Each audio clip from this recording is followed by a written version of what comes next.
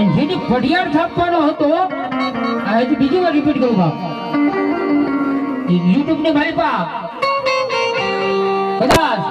ઘણા ખરા એ જોયેલું છે